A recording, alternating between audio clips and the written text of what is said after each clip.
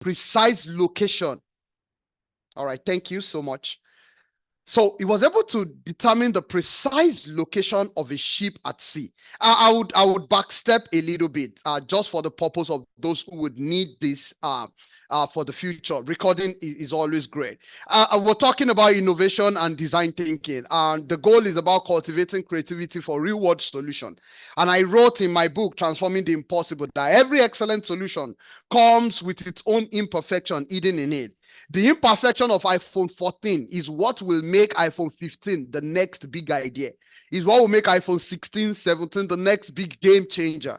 So these imperfections are blessings for the next generation, because if this generation had gotten everything totally right, then the next generation would not have anything.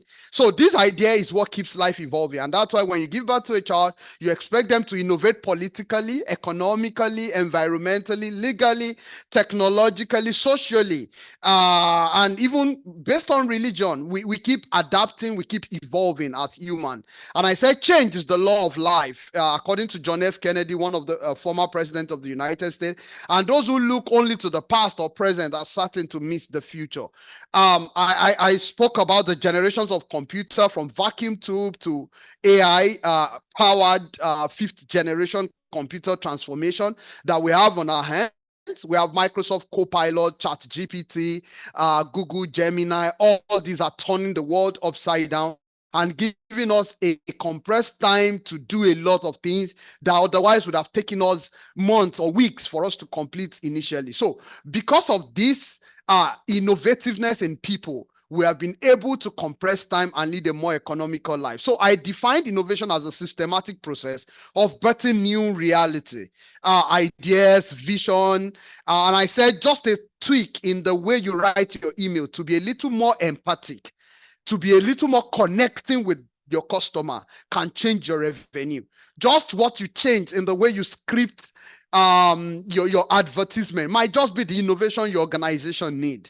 How you connect with your patient, how you connect with your student as educators, how you connect with your client as organization, as a consulting firm, how you change the way people feel, their experiences, the solution you're able to bring on board, or maybe the quality of services you're able to birth.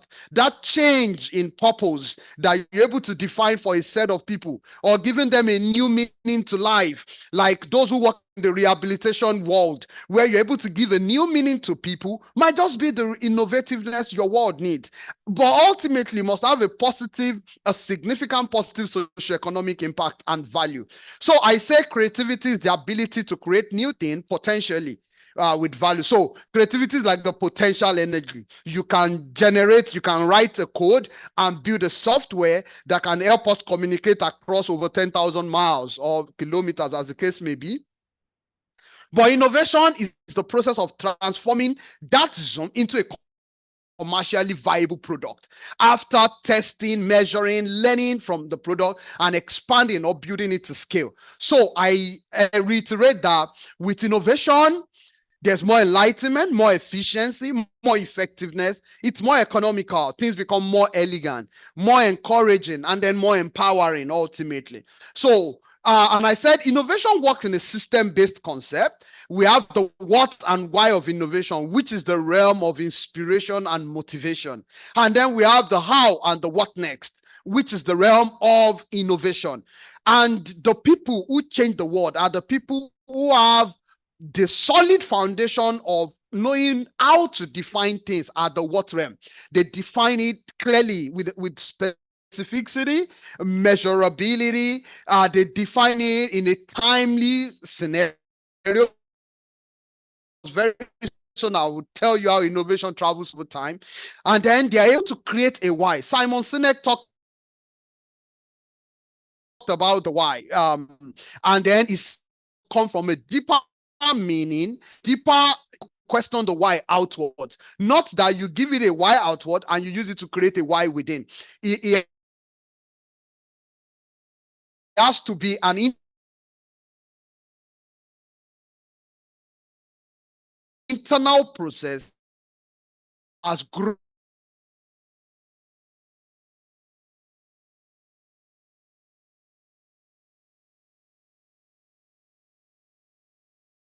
with birthed aligned it is with the customer, with what the customer wants, and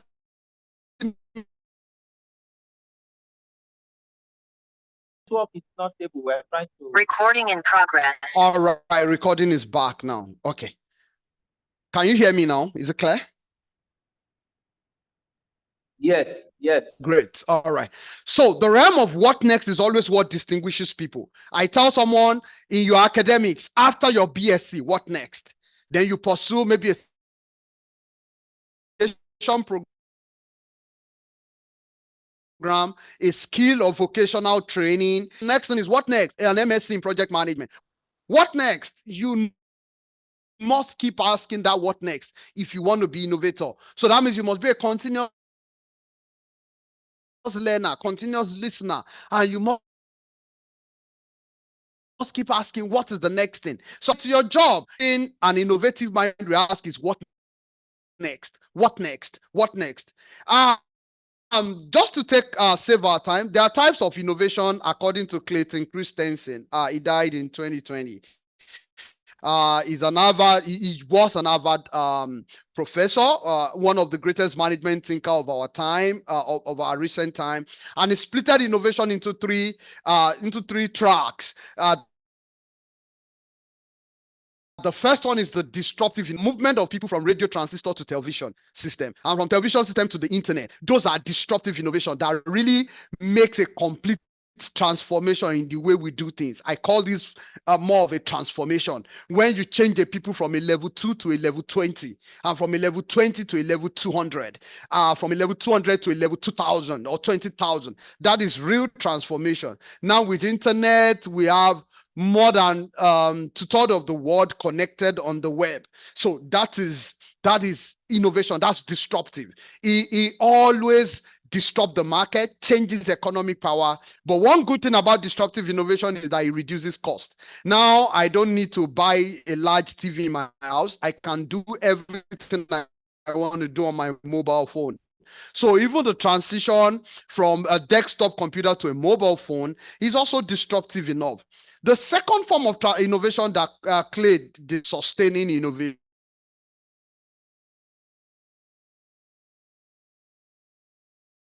He also, after we have the phone, we now know there is a mobile phone, iPhone, and then they will continue. That's sustaining an innovation until someone else comes with something else. So I have a very good television in my house, but the truth about it is we have several very finely built TVs. At best, all of them still belong to the grade of a television. So sustaining innovation means I have something that has been built, but I kept improving on that thing. So I have so many forms of laptops, but I can buy a better one, maybe a superior speed, a superior memory capacity, RAMage, graphics card, and all those things, or user interface, retina display, and etc. So all those are sustaining the innovation that has been a product of a disruptive innovation. The next one is efficiency innovation. Now you ask me what's the difference between sustaining and efficiency innovation. You see, the problem with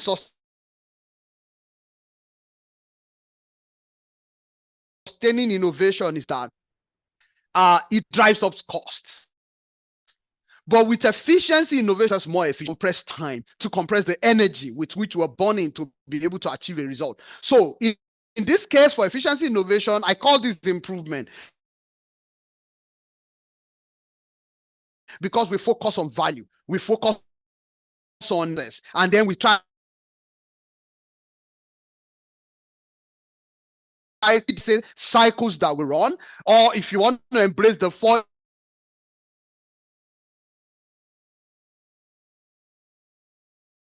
model of translating research output, higher outcome, higher impact, with lower cost, with lower energy, and then you drive intelligence up. What is of innovation?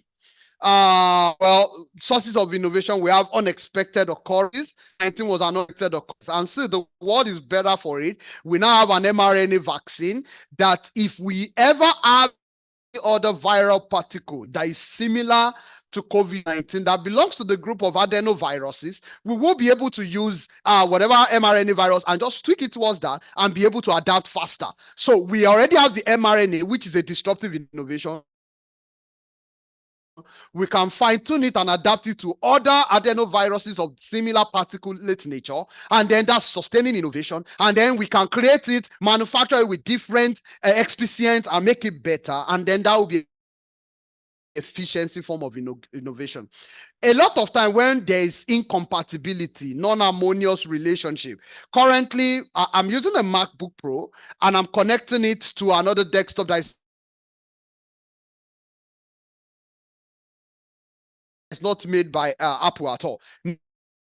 Now, and adapt. Who thinks that there's an incompatibility between a Mac's operating system and another gadget, and he wants to create a solution for that, and innovation brought out this adapter. Process improvement need. At different points in our life, we want to reduce waste. We want to make a system more lean, better at the way we do things. So because we need to improve our process, we will be forced to innovate. We will be forced to embrace efficiency innovation. We will be forced to embrace sustaining innovation. And if need be, if we do it faster enough with deeper insight and intelligence, we will be able to convert it ultimately to disruptive innovation. And then a lot of time industry and market changes, maybe for legal reasons. And the HIPAA law states that maybe your student record has to be kept with utmost confidentiality. If they ever say that, then that means your computer programmer needs to sit down and talk about information compliance, data protection issues. And these are things that will now require you to write codes and softwares to build several layers of the students or the teachers.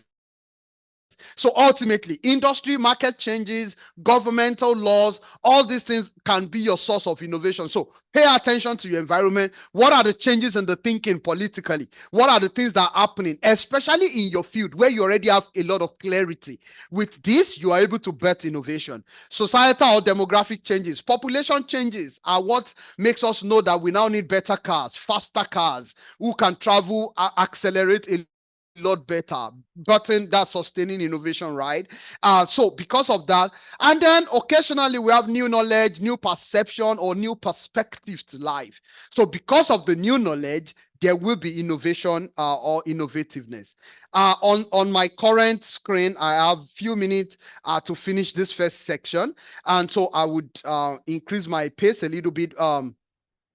One thing I want us to know is that for us to be innovators, there are some attributes we need to embrace. And I just want to drop this in because I don't want to assume that everyone is an innovator, even though I believe every one of us listening to me or that will be listening to me, you're a leader. But leadership is accepting responsibility, but the capacity to keep innovating and solving problems while accepting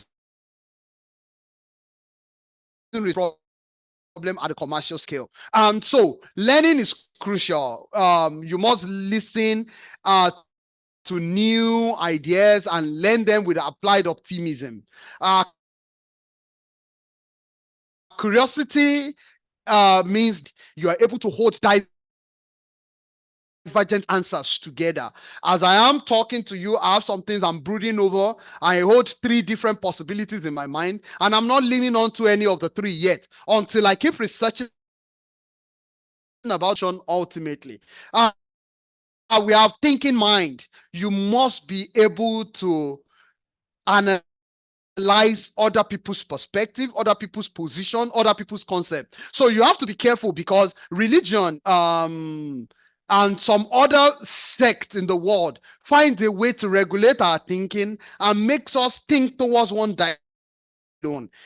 As much as I accept that for you, based on your commitment to your faith, I also need you to be open-minded to understand every perspective in your thinking. That doesn't mean you will lean onto them to become an ideology. I'm only saying allow them in the realm of your philosophy. Hunger, you must develop huge aspirational capacity and appetite for improvement and innovation. Your imagination must be apt because you must have the capacity to live in two realms. The first realm is the realm of imagination.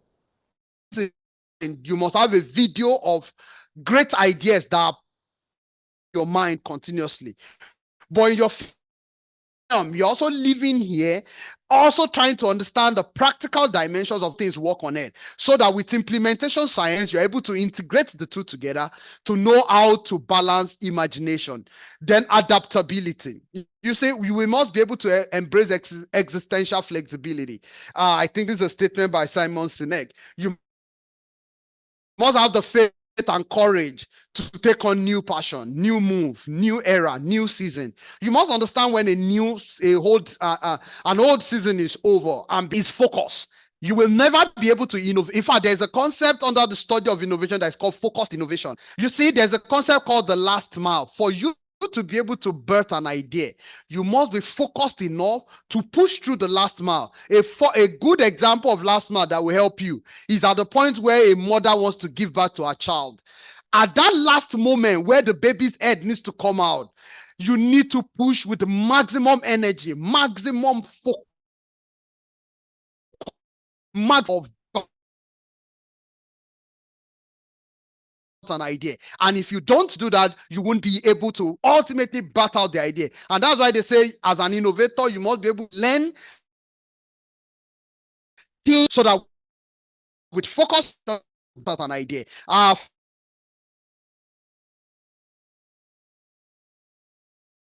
For this first section of a minute, I want a capacity to do proof of concept. Take on new experiment, new test in your field, in other fields, and reconnecting the solution back to your field. It is important for you to study problems, to love problems. And then it is important for you to take responsibilities, newer roles, newer responsibility, because as you do so, it will help you to birth new discipline, new excellence, new wisdom in other areas of life. I can bet you if you integrate all these 9 together, you will become an innovator. You will build an innovative team and an innovative organization. So I'll be waiting for the next link before we continue. Thank you so much.